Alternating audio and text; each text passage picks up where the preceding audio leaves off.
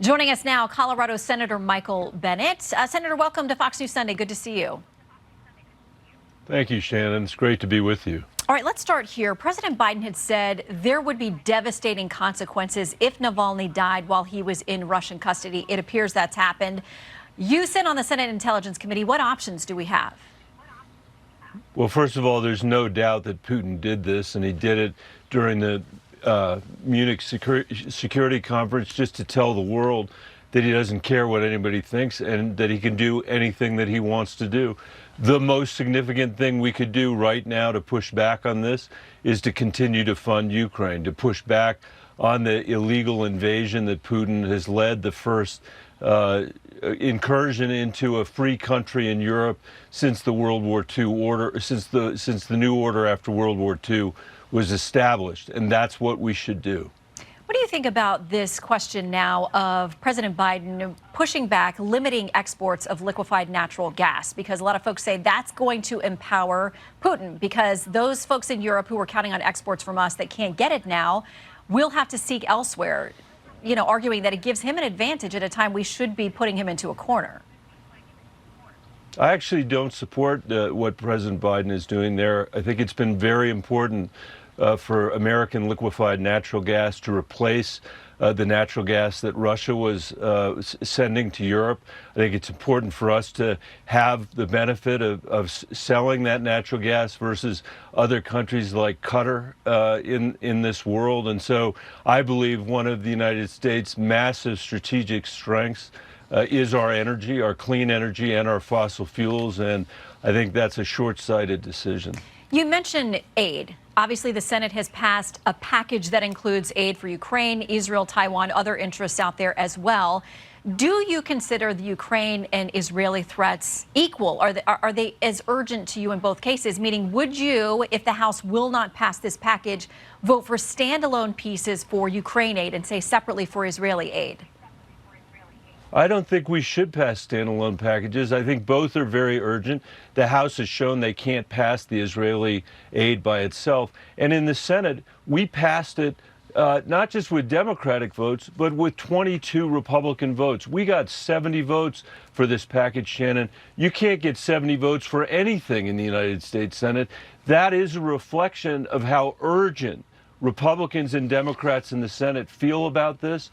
I believe it's a reflection of the American people's sense of urgency when democracy is under attack, and the American people's sense that they want America to lead. They don't believe in this isolationist rhetoric that Donald Trump is pursuing, which is, by the way, identical to the isolationist rhetoric that the America Firsters used before we went into World War II. And history has not shined, well on those people, and I don't think it will on the people that are looking for every excuse for America not to lead in this fight for democracy, this fight for freedom, this fight for the Western world, which is what we're engaged in. But if right the House now. if the House will not do a package, if they sent back individual bills, would you be a no vote on a bill for Israel, for Ukraine? I think they shouldn't pass it individually, but if it comes over as individual, of course I'll vote to support it. These legislative machinations, these political games that the House is playing, like should we do 10 billion here or 10 billion there? When we're talking about $60 billion in the face of having spent $4 trillion on Afghanistan and Iraq, And here we have a case where there are not American troops, where we're able to rebuild our armed forces as a result of what we're doing, where we've been able to learn the Russian battlefield and the use of technology. There is so much that the United States has gained from this engagement, and the amount of money we have spent is a pittance compared to the amount of money that we've spent in these other much less successful efforts. So look, I'll vote for it either way, but the point is, let's get it over there. They've just had their first defeat, the Ukrainians, since last May, partly as a result of the fact that they're outgunned 10-1 by the Russians. We can help solve that problem for them, and we should. They've done everything anybody could have asked them to do, and they're worthy of our support. So let's talk about the Israel part of this conversation. You support a two-state solution, as does the Biden administration. Prime Minister Netanyahu again talking about this yesterday, again today before a cabinet meeting, saying there is no way that's going to happen without direct negotiations between the two, and unlikely in any case. He thinks it's a reward for terrorists and says to have that on his border is essentially an existential threat 24/7. Do you disagree? And what do you say to those who now, some over on the Senate side, are proposing that there would be conditions? Would you vote for conditions on aid to Israel that required them to do something like a two-state solution? Well, look, I completely disagree with what Prime Minister Netanyahu said. I'm not sure he would care to hear me say that, but I do completely disagree with it. I think he is animated by his own domestic political interests. He wants to stay in charge, and that's why he's pursuing the policies that he's pursuing, I think. And it's important for the United States to continue to stand, as Democratic and Republican administrations had over generations, for a two-state solution, because that will be the only solution that will endure.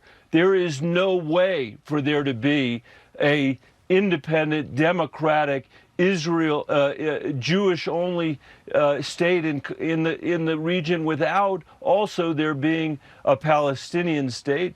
That's not just what I believe. That's what Democratic and Republican presidents have always believed, and for good reason, because that is the only way there will be an enduring peace in that part of the Middle East. Okay, as we stay in the Middle East, I want to bring up a couple of new polls we have this week. And we asked voters out there, do you think President Biden or President Trump is better equipped to handle, who do you trust to handle more this Israel-Hamas split, this conflict? Michigan voters give Trump an 8-point advantage. North Carolina voters give President Trump a 15-point advantage. And those results come on the heels of an NBC News poll that says this: 3/4 of voters, including half of Democrats, say they have concerns about President Biden's mental and physical health. And those numbers are before the Her report came out. So what do you say to a vast majority of Americans who worry that President Biden is not up to handling these issues?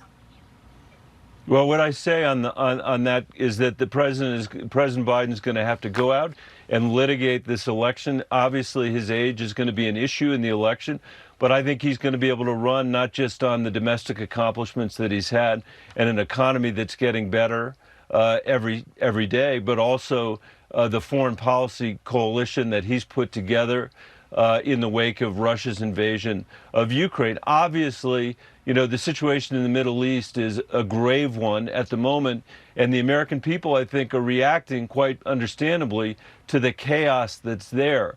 The question I would ask if I were, and I will ask when I'm voting in November, is which of these presidents is more likely to bring more chaos, which is more likely to be able to work with allies around the world to bring a more enduring, if not peace, a path forward in the Middle East. That's eluded all of us for the last 70 years, and we need to do better than we've done. People in Palestine deserve to live a decent life. People in Israel deserve to live a decent life, and I hope America can be a stalwart ally as we move into a world with that two-state solution. I'll tell you this also, because I was there throughout this entire time. Iran became more dangerous during Donald Trump's presidency. They came closer to a nuclear weapon during Donald Trump's presidency than they ever did during Barack Obama's presidency. And that is a huge cost to President Trump's approach to these matters in the Middle East. I'm not sure that everybody who's listening to Fox this morning will agree with me, but it is true. I'm guessing the next guest will not, and we'll take that up with him. Senator Bennet, thank you very much for your time. Thanks for having me. All right, joining me now.